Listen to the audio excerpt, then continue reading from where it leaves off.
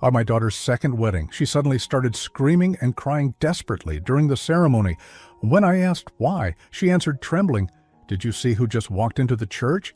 My blood froze when I saw him again. Wait, you're not dead? Subscribe to the channel for more stories like this and comment the city you're watching from. The late afternoon sun streamed through the stained glass windows of St.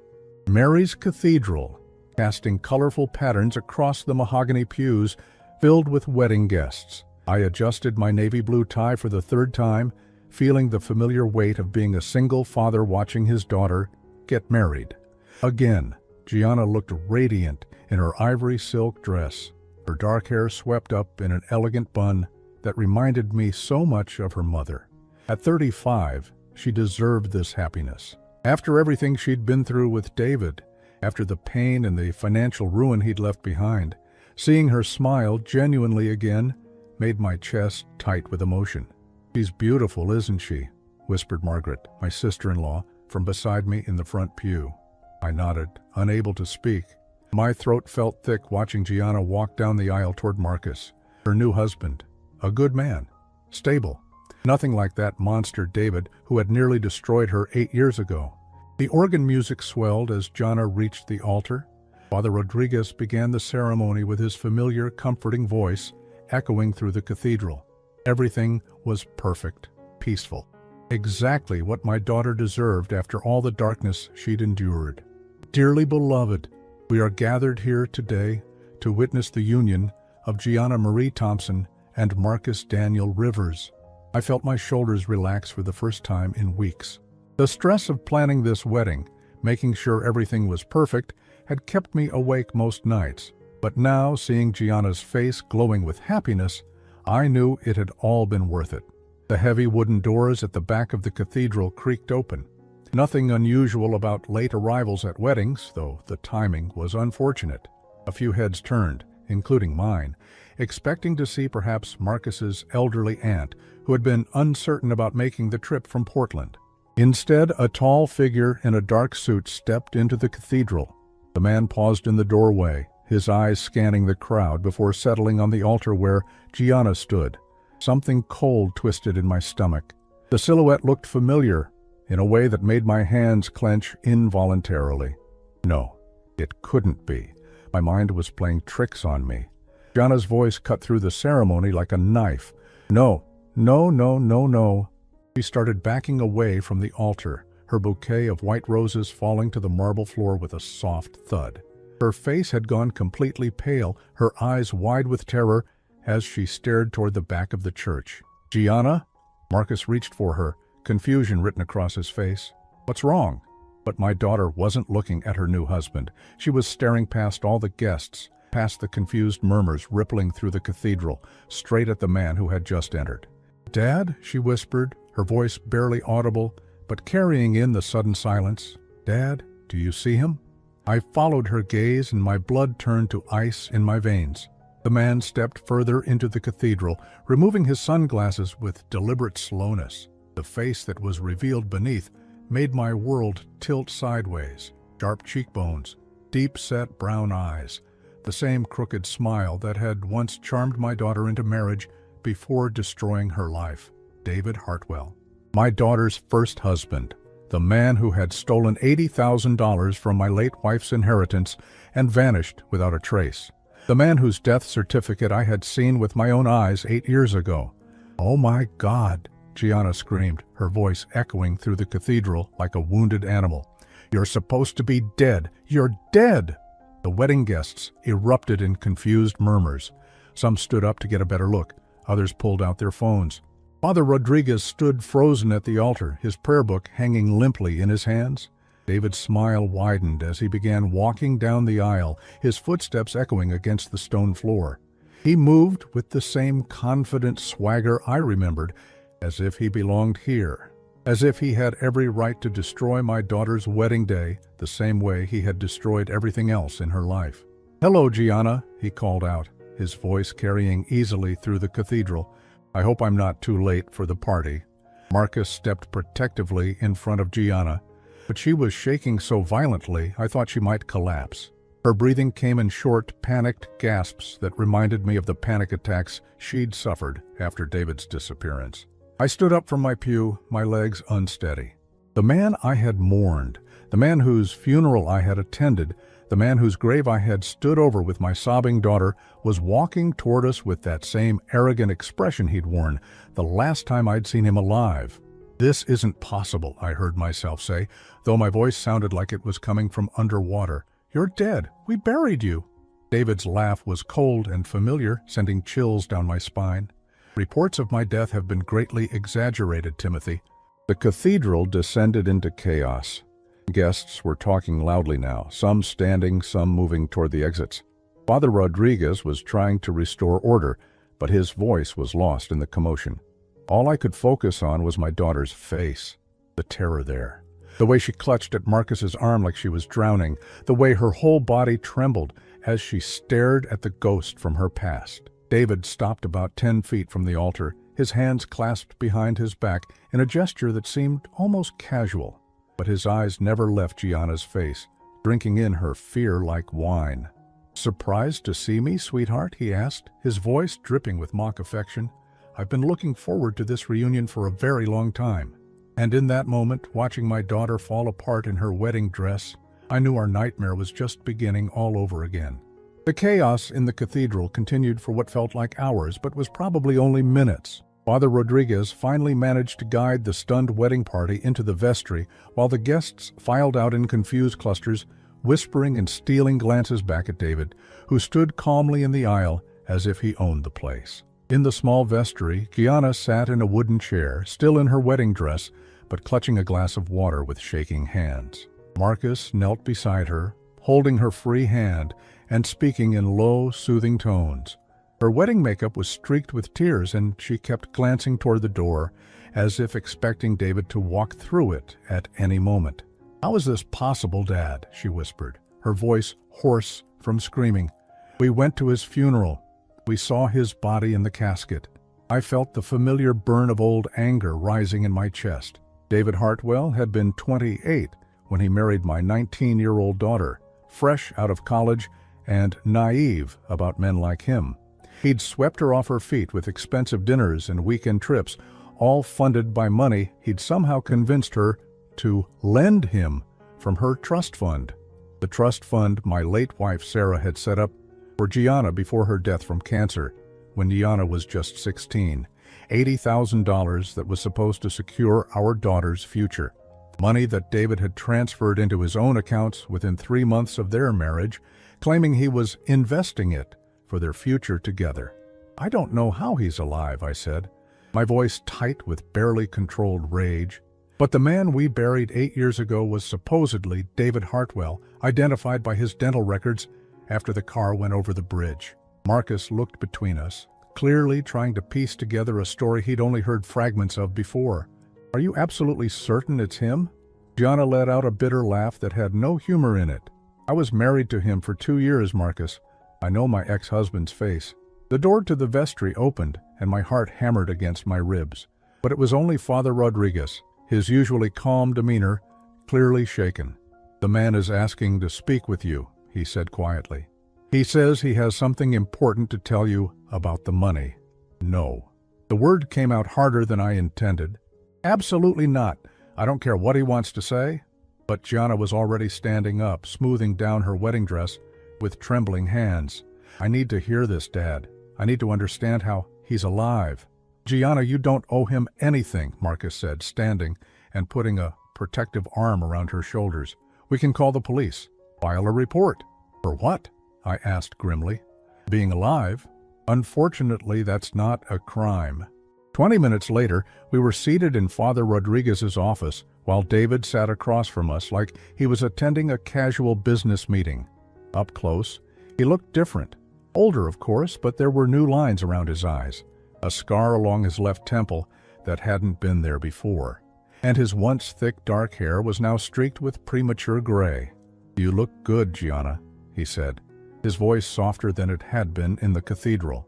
"Marriage suits you, though I have to admit I was hoping to be invited to the wedding." "Cut the crap, David!" My voice came out as a low growl. "How are you alive? And why are you here?" David leaned back in his chair, studying his fingernails with the same calculated calm he'd always used to avoid difficult conversations. The car accident was real, Timothy. I was driving drunk, went off the Carson Bridge around 2 in the morning, but I wasn't alone in the car. Gianna's face went even paler. What do you mean you weren't alone? I had picked up a hitchhiker earlier that night.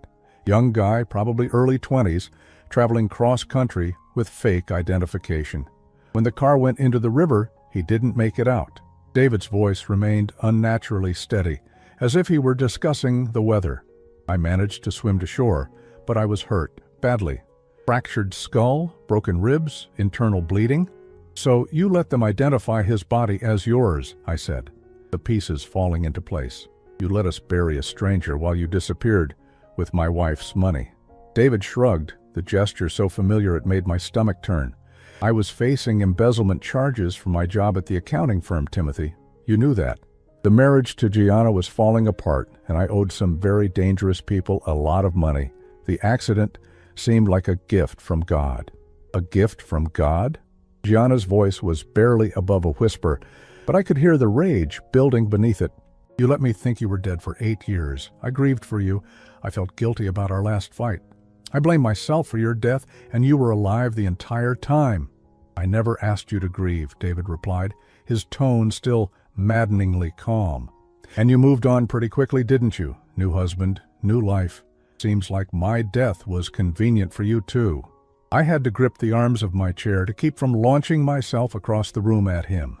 The casual cruelty in his voice, the way he was trying to make Gianna feel guilty for rebuilding her life after his betrayal, was exactly the kind of psychological manipulation I remembered.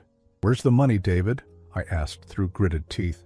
The $80,000 you stole from Sarah's inheritance for Gianna. For the first time, something flickered across David's face. It might have been regret, but with him, it was impossible to tell what was real and what was performance. Gone, he said simply. I spent it staying alive for the first few years. New identity, medical bills from the accident, trying to build a new life. But I always planned to pay it back, Timothy. That's why I'm here. 8 years later, Marcus spoke for the first time, his voice tight with disbelief.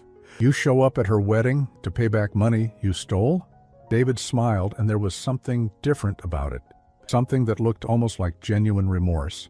I know how this looks. I know you have every reason to hate me, but I've changed, Gianna. The accident, the years in hiding, watching from a distance as you rebuilt your life, it gave me perspective. Watching from a distance? Gianna's voice cracked. You were watching me. I kept track of you through social media, through mutual friends.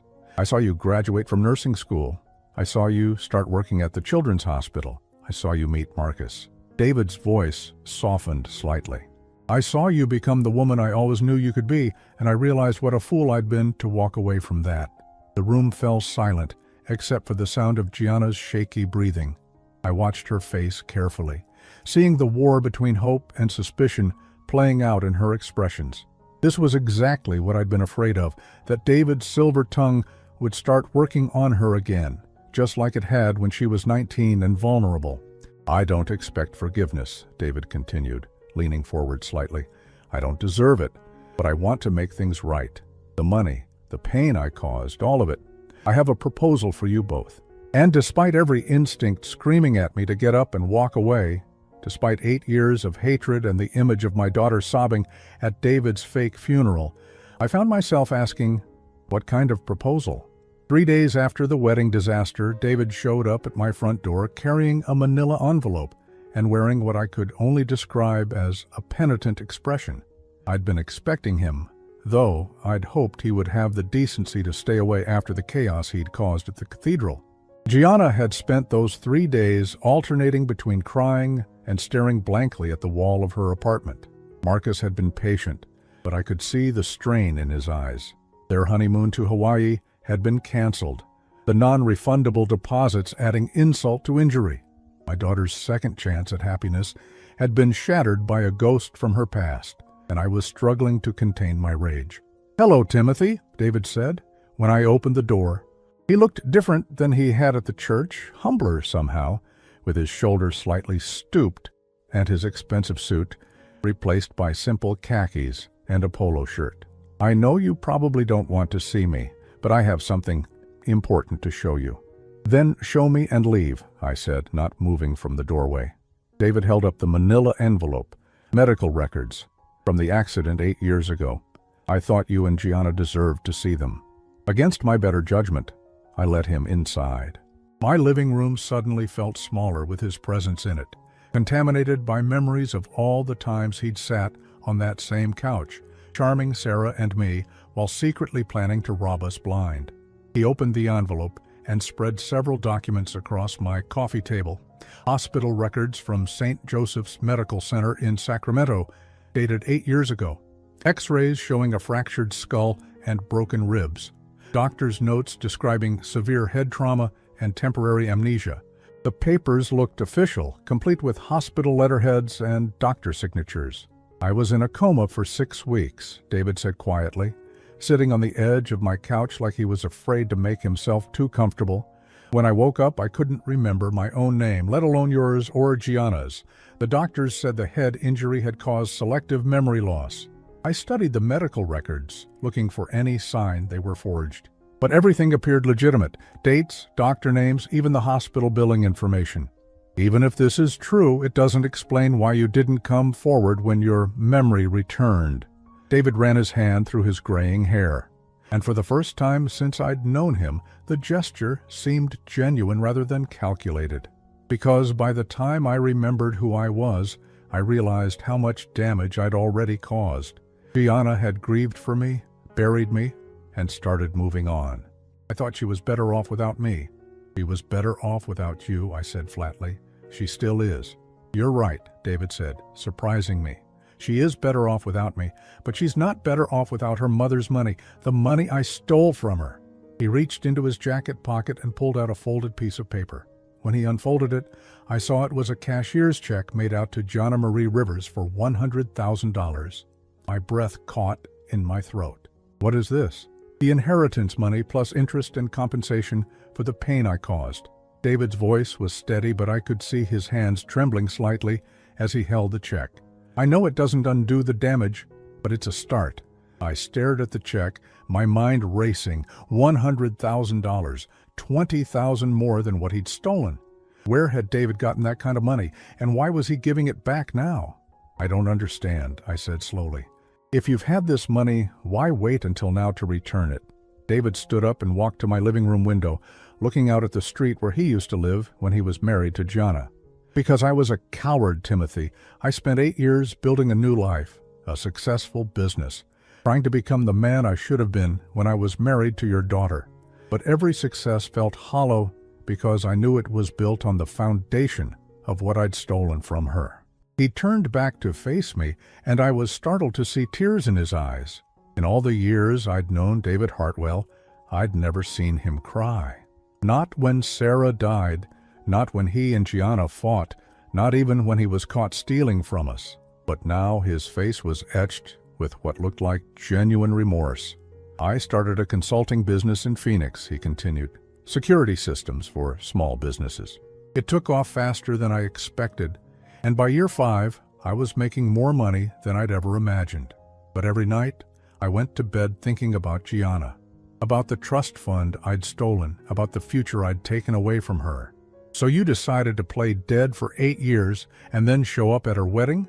I couldn't keep the sarcasm out of my voice. I hired a private investigator to keep tabs on her, David admitted, not in a stalking way, just to make sure she was okay. When I found out she was getting married, I knew it was time to make things right. She deserves to start her new life without the shadow of what I did hanging over her. I picked up the check again, studying it more carefully. It was from Wells Fargo, issued that morning. The amount was written in David's familiar handwriting, though it looked more careful and deliberate than I remembered. Even if this check is real, I said, it doesn't erase what you did. You destroyed Gianna's faith in marriage, in love, in trusting other people. You can't write a check to fix that kind of damage. I know, David said quietly, but I have to try. Timothy, I'm not the same man who ran away 8 years ago. The accident, the memory loss, the years of building something legitimate, it changed me. I want to prove that to you and to Gianna. How? David sat back down, leaning forward with his hands clasped together. Let me show you. Let me be part of making things right. Not just with money, but with actions. I know Marcus had to cancel their honeymoon because of the wedding disaster I caused. Let me pay for them to have the trip they deserve. Let me help repair the damage I've done. I wanted to say no. Every instinct I had was screaming at me to throw David out of my house and tear up the check. But $100,000 was life-changing money for Gianna and Marcus. It could pay off their student loans, help with a down payment on a house, secure their future in a way that my modest retirement savings never could. I need to talk to Gianna, I said finally. Of course, I wouldn't expect you to make this decision without her. David stood up, leaving the check and medical records on my coffee table. But Timothy, I want you to know something else. I'm not asking for forgiveness. I'm not asking to be part of her life again. I just want to do what's right before I disappear for good. After David left, I sat staring at that check for a long time. Part of me wanted to believe him. The medical records looked authentic, his remorse seemed genuine, and the money was real. But another part of me remembered the David Hartwell I'd known before, the charming manipulator who could make you believe anything he wanted you to believe. I called Gianna and asked her to come over. When she saw the check and the medical records, her reaction was exactly what I'd expected, a mixture of shock, hope, and deep suspicion. $100,000, she said, holding the check with both hands like it might disappear. Dad, this could change everything for Marcus and me. Or it could be another one of his schemes, I said carefully. Gianna, I need you to think about this rationally. Does any of this make sense to you? The timing, the money, the sudden attack of conscience? She sat quietly for a long time, studying the medical records. Finally, she looked up at me with tears in her eyes. What if he's telling the truth, Dad? What if the accident really did change him? What if he really has spent 8 years feeling guilty about what he did? And what if he hasn't? I countered. What if this is just another con, another way for him to manipulate you? Then I lose nothing, Gianna said firmly. This check pays me back what he stole plus interest. If he disappears again after this, at least I'll have Mom's inheritance back. I wanted to argue with her, but I could see her mind was made up. And truthfully, I was starting to wonder if maybe, just maybe, David really had changed. The medical records were convincing. The money was real. And his demeanor was completely different from the arrogant man I'd known before. Okay, I said finally. We'll deposit the check, but I want to meet with him again. I want to hear more about this business he claims to have built, this new life he's supposedly created. Gianna nodded, folding the check carefully and putting it in her purse. Thank you, Dad, for being willing to listen to him even after everything. As I watched my daughter leave that evening, a part of me hoped David's redemption story was real. But a bigger part of me couldn't shake the feeling that we were walking into another trap. And this time, the stakes were even higher than before. The check cleared. $100,000 deposited into Gianna and Marcus's joint savings account without any issues. For the first time in 8 years, my daughter had access to her mother's inheritance money, with interest. The relief in her eyes when she called to tell me was almost enough to make me believe David's redemption story was genuine. Over the next 2 weeks, David proved to be a man of his word in ways that continued to surprise me. He not only paid for Gianna and Marcus to take their delayed honeymoon to Hawaii, first-class flights, oceanfront suite, the works, but he also insisted on covering the costs for all the wedding vendors who had been disrupted by his dramatic appearance at the cathedral. I spoke to the photographer, the caterer, and the florist, David told me, when he stopped by my house with receipts. Everyone's been compensated for the inconvenience I caused. The photographer even gave Gianna digital copies of all the pictures that were taken before the ceremony was interrupted. I studied the receipts he'd spread across my kitchen table. Nearly $15,000 in additional expenses, all paid without complaint. Either David had become genuinely wealthy through his security consulting business, or this was the most elaborate con I'd ever witnessed. You didn't have to do all this, I said, though I was impressed despite myself. Yes, I did, David replied firmly. Timothy, I need you to understand something. The man who stole from your family 8 years ago was a selfish child who thought the world owed him something. The accident forced me to grow up in ways I'd never had to before. He pulled out his phone and showed me photos of what appeared to be a successful business. A modern office building with Hartwell Security Solutions emblazoned on the front. Employees in professional attire, awards on office walls. "This is in Phoenix?" I asked, scrolling through the images. "Started it 4 years ago with a loan from a friend who believed in me," David said. "We specialize in security systems for small to medium businesses. Last year we did $3.2 million in revenue." The numbers were impressive and the photos looked legitimate, but something still nagged at me about the whole situation. Maybe it was just old prejudices, or maybe it was the way David seemed almost too perfect in his contrition. "Have you told Gianna about your business?" I asked. "We've talked a few times while she and Marcus were in Hawaii. She seems genuinely happy that I've turned my life around." David pocketed his phone and leaned back in his chair. "Timothy, I know you're still suspicious of me. You have every right to be. But I'm hoping that, over time, my actions will prove that I've changed." "And then what?" I asked. "What's your end game here, David? You said you wanted to make things right, and then disappear. Are you planning to be a part of Gianna's life going forward?" David was quiet for a long moment, staring at his hands. "That's up to her," he said finally. "I'm not asking for a place in her life. I just want her to know that the man who hurt her is gone. The man sitting here now would never do what he did to her." When Gianna and Marcus returned from Hawaii, they looked like a couple who had finally been able to start their marriage properly.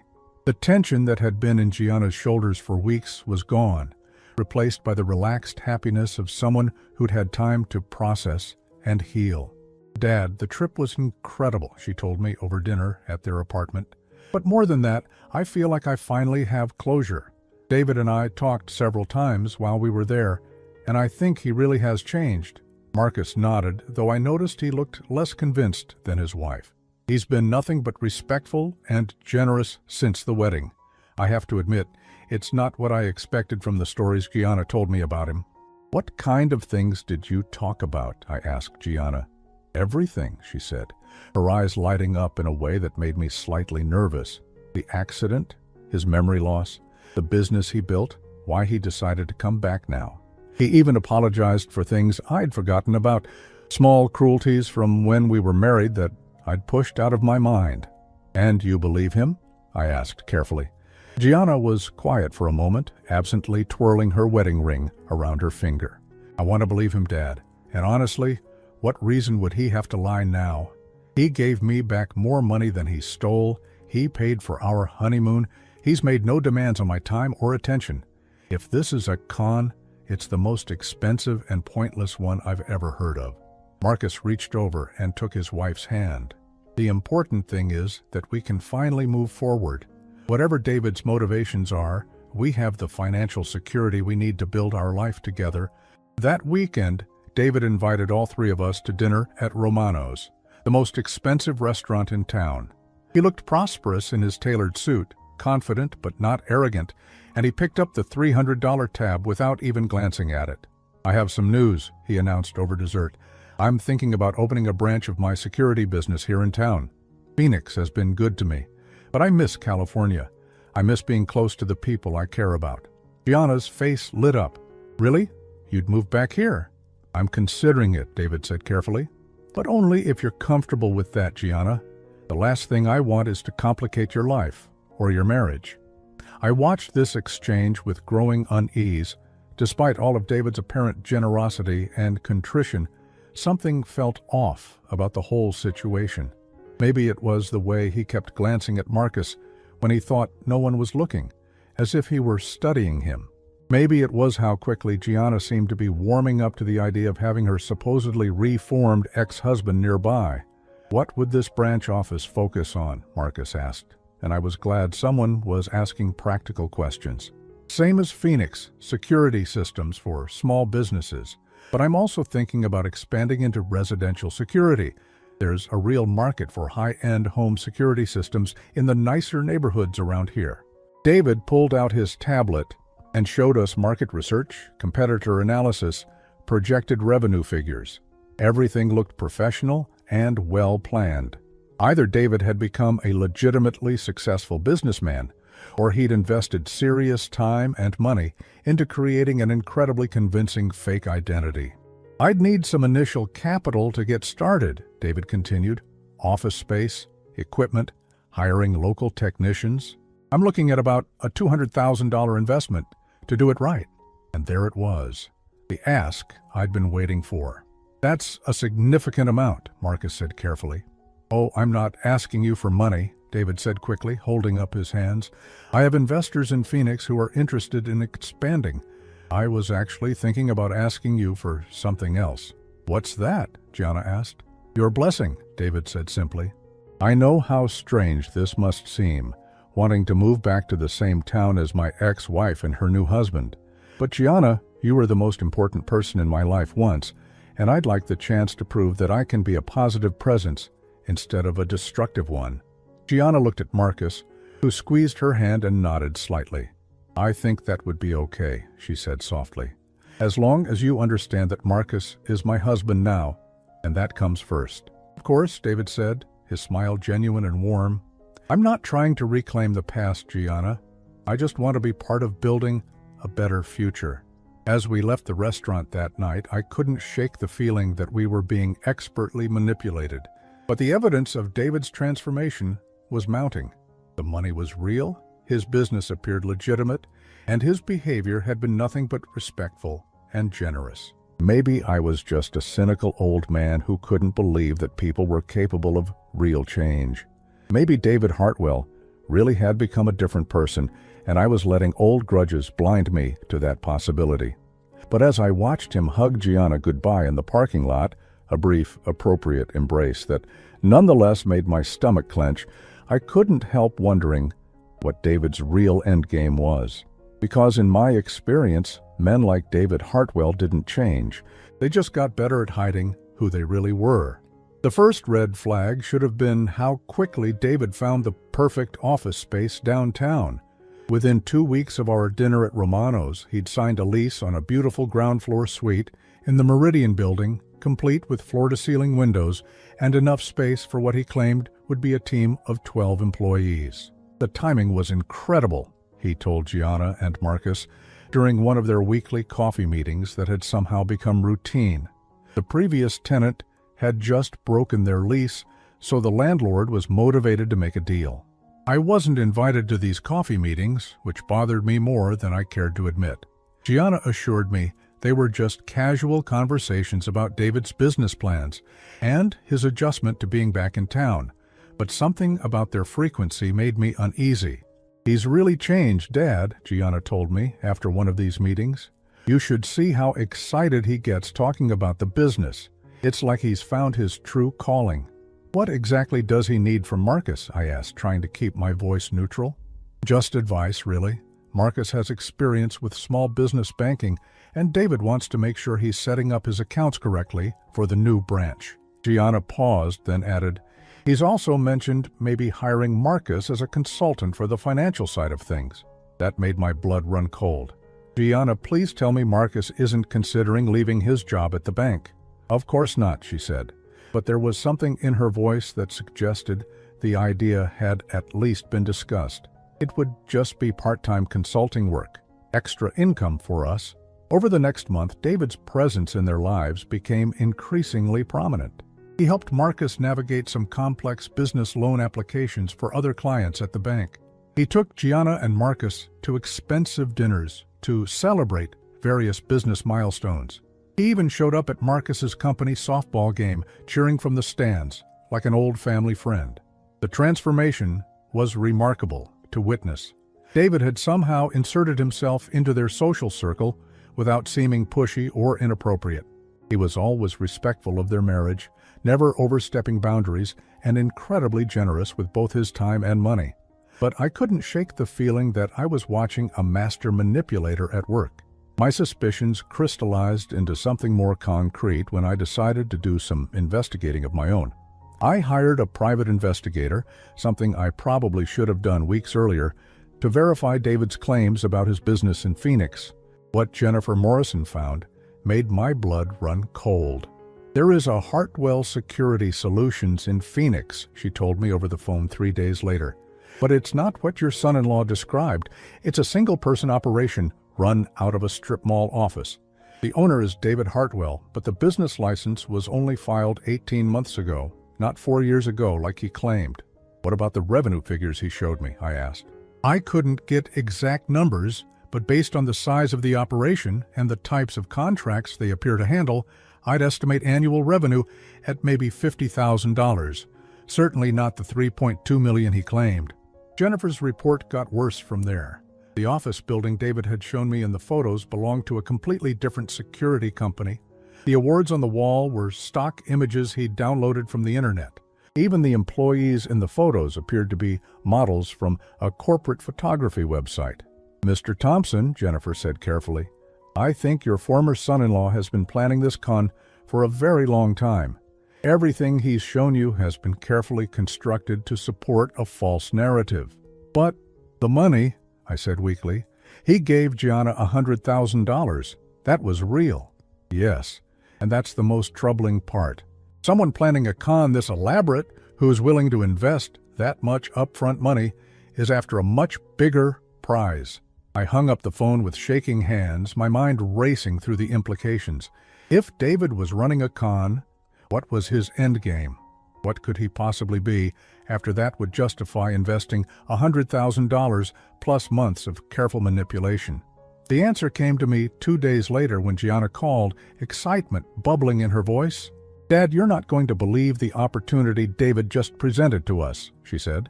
He's been selected to bid on a huge contract with the county, a complete security overhaul for all the municipal buildings.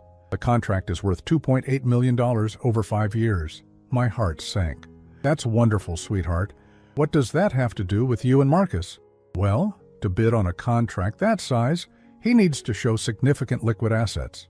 The county requires proof that contractors can cover the upfront costs of equipment and installation before they receive their first payment. Gianna paused, and I could practically hear her smiling through the phone. David asked if we'd be willing to temporarily show his money and our savings as combined assets. It would just be on paper and only until he wins the contract and receives the first payment. How much money are we talking about? I asked, though I already dreaded the answer.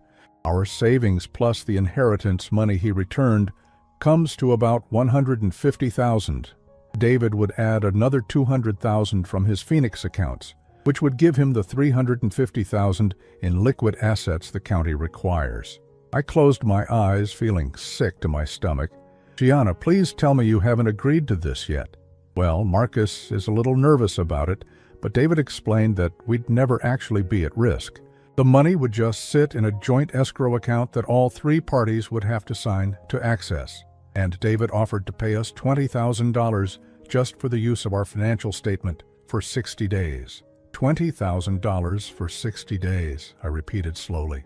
I know it sounds too good to be true, but Dad, this could set us up for life. Marcus could leave the bank and work full-time with David's company. We could afford to buy a house, start a family. Remorse. Gianna's voice trailed off, and I could hear the hope in it. Sweetheart, I need you to listen to me very carefully, I said, trying to keep my voice calm. Don't sign anything. Don't transfer any money. Don't make any commitments to David until we can talk in person. Dad, you're scaring me. What's wrong? I took a deep breath, knowing that what I was about to tell her would shatter the fragile peace she'd found over the past 2 months. I had David investigated, Gianna. His business in Phoenix, his claims about revenue, his supposed success. Most of it is lies. The silence on the other end of the line stretched for so long that I wondered if she'd hung up. That can't be true, she finally whispered. He showed us documentation, photos, financial records. All fabricated, I said gently. Gianna, I think David has been planning this con since the day he showed up at your wedding. The $100,000 he gave you was bait to gain your trust. Now he's trying to get access to a much larger amount. I could hear her starting to cry, soft sobs that broke my heart. But the escrow account, she said through her tears. He said the money would be protected. Sweetheart, if David has access to that account, your money will disappear the moment you sign those papers. And this time, he really will be dead to us. along with your life savings. The next few hours were among the longest of my life. I drove to Gianna and Marcus's apartment, where I found them sitting at their kitchen table with stacks of official-looking documents spread between them. David had clearly been busy preparing for his final play. Marcus looked up when I walked in, his face pale and confused. "Timothy, Gianna told me what you found out about David's business, but look at these contracts. Everything appears legitimate. County letterhead, official seals, even a contact number for the procurement officer." I examined the documents while Gianna sat silently beside her husband, tears still streaming down her face. The contracts were impressive forgeries, complete with legal language and what appeared to be genuine government signatures. "Did you call the county to verify this procurement officer exists?" I asked. Marcus shook his head. David said the bidding process was confidential until the contracts were awarded. He warned us not to contact anyone at the county directly. Of course he did. I pulled out my phone and called the county clerk's office, putting the call on speaker so Gianna and Marcus could hear. "I'm calling to verify a procurement contract for municipal building security," I told the clerk, who answered. "Sir, we don't have any active bids for security services," the woman replied. "Our current security contract doesn't expire for another 3 years." The color drained from Marcus's face. Gianna let out a strangled sob and buried her face in her hands. "There's no contract," I said softly, hanging up the phone. "There never was. David created all of this to steal your money." That's when we heard the key turning in the front door lock, the spare key Gianna had given David weeks earlier so he could water their plants while they were out of town.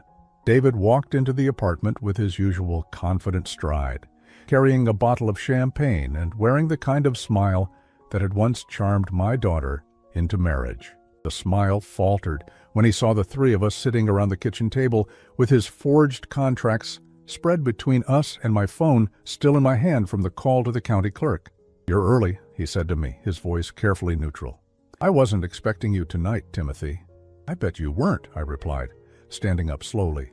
At 65, I wasn't as physically imposing as I'd once been, but the rage burning in my chest made me feel 10 feet tall.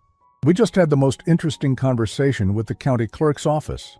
David's eyes flicked to the contracts on the table, then to Gianna's tear-streaked face, then to Marcus, who was gripping the edge of the table so hard his knuckles had turned white. I watched his mind calculate the situation, looking for an angle, an explanation, some way to salvage his con. "I can't explain," he said, setting the champagne bottle down on the counter with deliberate calm. "The county clerk probably doesn't have access to the confidential procurement information. These contracts go through a different department." "No, David," Gianna said, her voice broken but steady.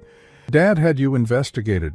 Your business in Phoenix, the revenue figures, the photos you showed us, it's all fake, isn't it?" For a moment, David's mask slipped completely. The charming, repentant man who had been courting their trust for 2 months disappeared, replaced by the cold manipulator I remembered from 8 years ago. His mouth twisted into something that wasn't quite a smile. "Investigated me?" He turned to me, his voice taking on a dangerous edge. "You couldn't just let it go, could you, Timothy? Your daughter was happy. She had her money back, her honeymoon, a chance at a real future. But you had to keep digging." "I had to protect my family," I said evenly, "something I should have done better 8 years ago." David laughed, but there was no humor in it. "Protect your family? From what? From me giving Gianna more money than I ever took? From me paying for her wedding expenses and her honeymoon? From me offering her husband a legitimate business opportunity?" "Legitimate?" Marcus finally spoke, his voice tight with anger. "There's no county contract, is there? No procurement bid? No $2.8 million deal?" David studied Marcus for a long moment, then shrugged with the casualness of a man who had nothing left to lose. "You're right. There's no county contract." Gianna let out a sob that seemed to come from somewhere deep in her chest. "Why, David? Why did you come back? Why did you give me the money just to try to steal it back?" "Because 100,000 was never the prize, sweetheart," David said, and there was genuine affection in his voice that made my skin crawl. "It was the investment. I needed to prove I'd change, needed you to trust me again. And it worked, didn't it? You were ready to put your entire life savings into an escrow account with my name on it. But the medical records, Gianna whispered. The accident, the amnesia, the coma, all real, David said. I really was in an accident, and I really did have memory problems for a while, but I remembered who I was within 6 months, not 6 years. The rest of the time, I spent learning how to be a better con artist. The casual cruelty of his admission hit Gianna like a physical blow. She doubled over in her chair, sobbing so hard I thought she might hyperventilate. Marcus put his arm around her, but his attention never left David. You gave her back more than you stole, Marcus said, clearly trying to understand. If you were planning to steal our savings, why give back more money than you'd taken? David's smile was genuinely appreciative, as if he were pleased someone was asking the right questions. Because I wasn't just after your savings, Marcus. I was after everything. Your savings, Gianna's inheritance, your retirement accounts, even the equity in this apartment. With access to your financial records through the escrow arrangement, I could have cleaned out every account you had. We're talking about $400,000, maybe $500,000 total. The scope of what David had been planning made my head spin. He hadn't just been trying to steal their money, he'd been positioning himself to financially destroy them completely. The private investigator I hired found something else interesting, I said, my voice cutting through the tension in the room. You've done this before, haven't you?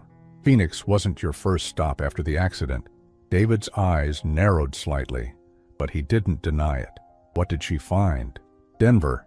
A widow named Patricia Morrison, who lost her husband in a construction accident. You convinced her you were a grief counselor who had helped other widows invest their insurance settlements. She trusted you with $300,000.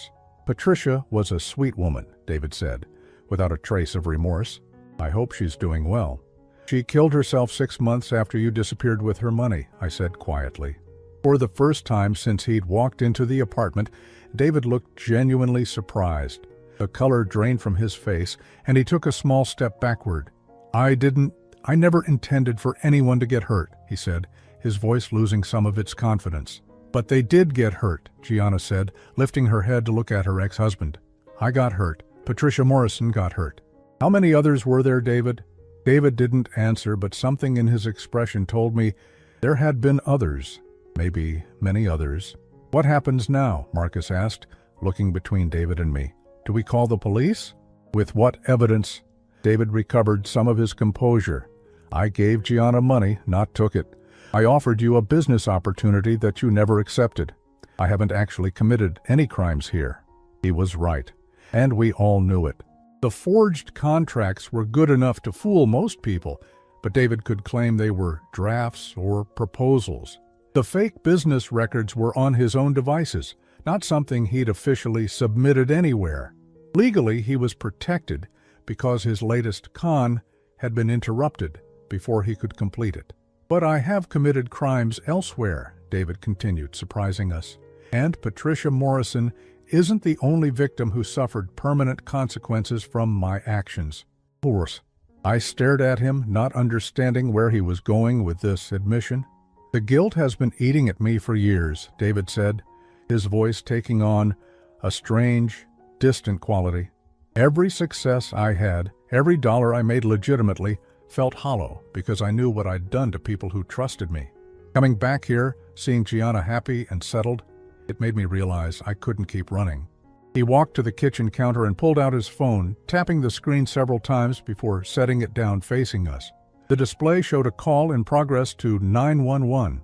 My name is David James Hartwell, he said clearly into the phone. I'm calling to turn myself in for multiple counts of fraud and embezzlement across several states. I'm currently at...